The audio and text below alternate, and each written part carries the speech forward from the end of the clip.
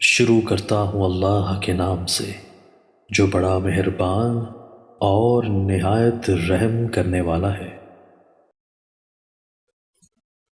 حضرت عبداللہ بن عمر رضی اللہ تعالیٰ عنہ فرماتے ہیں کہ رسول اللہ صلی اللہ علیہ وآلہ وسلم نے فرمایا، جس آدمی میں 4 باتیں ہوں گی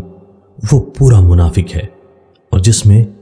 ان میں سے کوئی ایک بات بھی پائی جائے گی تو سمجھ لو اس میں نفاق کی ایک خصلت پیدا ہوئی، تا وقت یہ کہ اس کو چھوڑ نہ دے۔ اور وہ 4 باتیں یہ ہیں: جب اس کے پاس امانت رکھی جائے تو خیانت کرے، جب بات کرے تو جھوٹ بولے، جب قول و اقرار کرے تو اس کے خلاف کرے، اور جھگڑے تو گالیاں بکے۔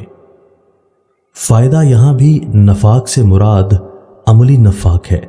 یعنی اگر کوئی مومن و مسلمان ان 4 بری باتوں کا شکار ہے تو مطلب یہ ہوگا کہ وہ پورے طور پر عملی نفاق میں مبتلا ہے اور عملاً منافق بن گیا ہے۔ اور اگر ان 4 میں سے کوئی ایک خصلت و عادت اس کے اندر پیدا ہو جائے تو جانو کہ اس میں نفاق کی ایک خصلت پیدا ہو گئی ہے۔ لہٰذا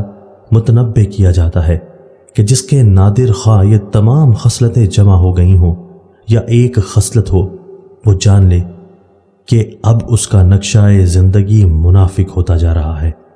اگر وہ ایمان کا دعویٰ کرتا ہے تو اس کے اندر ان خصلتوں کا ہونا مناسب نہیں ہے، اور اگر وہ اپنی دنیا و آخرت کی بھلائی چاہتا ہے تو اس کے لیے ضروری ہے کہ وہ ان باتوں کو فوراً چھوڑ دے۔ دوستو، اللہ تعالی ہمیں ان احادیث مبارکہ پر عمل کرنے اور اپنی زندگیوں کو سنوارنے کی توفیق عطا فرمائے۔